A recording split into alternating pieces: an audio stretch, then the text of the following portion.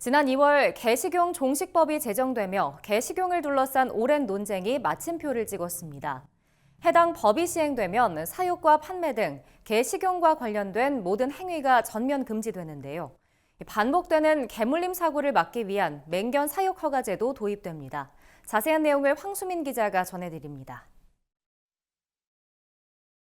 정부는 지난 2월 동물복지 선진국으로의 도약을 위해 개식용 종식법을 제정했습니다. 이에 따라 사육과 판매 등 개식용을 위한 모든 행위가 법으로 금지됩니다. 다만 식당 폐업 기간 등을 고려해 3년의 유예 기간을 두고 2027년 2월부터 본격적인 단속이 시행될 예정입니다. 현재로서는 운영 중인 개식용 업계의 전폐와 원활한 이행을 지원하는 것을 추진할 예정이고요. 2027년 2월부터는 완전한 개식용 종식의 구현을 위해 개식용 관련 철저한 단속과 점검을 지속 추진해 나아갈 계획입니다. 농림축산식품부는 운영신고 제출 의무기간 동안 신고된 개식용 관련 업체는 총 5,625곳으로 집계됐다고 밝혔습니다. 신고한 업체들은 오는 8월 5일까지 해당 지자체에 전업 폐업에 관한 종식 이행계획서를 제출해야 합니다. 기간 안에 이행계획서를 제출한 업체는 전업과 폐업에 필요한 지원을 받을 수 있습니다.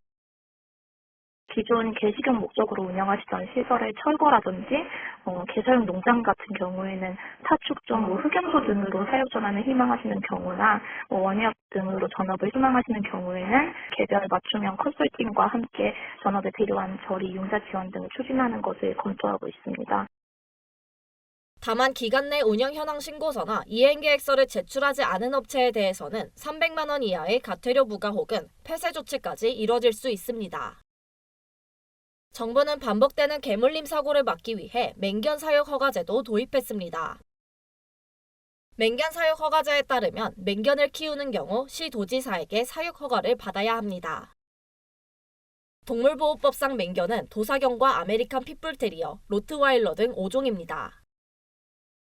하지만 맹견 품종이 아닌 개도 사람 및 동물에게 위해를 가한 경우 시도지사가 동물의 공격성을 판단하는 기질평가를 통해 맹견으로 지정할 수 있습니다.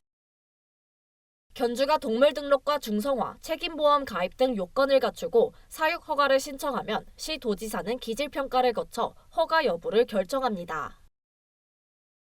기존 견주는 10월 26일까지, 새로 기르는 경우는 입양 후 30일 내에 사육 허가를 신청해야 합니다. 만약 사육 허가 없이 맹견을 기른 경우 1년 이하 징역 또는 1,000만 원 이하 벌금형의 처벌을 받게 됩니다. 농식품부는 안전한 반려문화 정착을 위해 반드시 사육 허가를 받아야 한다고 당부했습니다.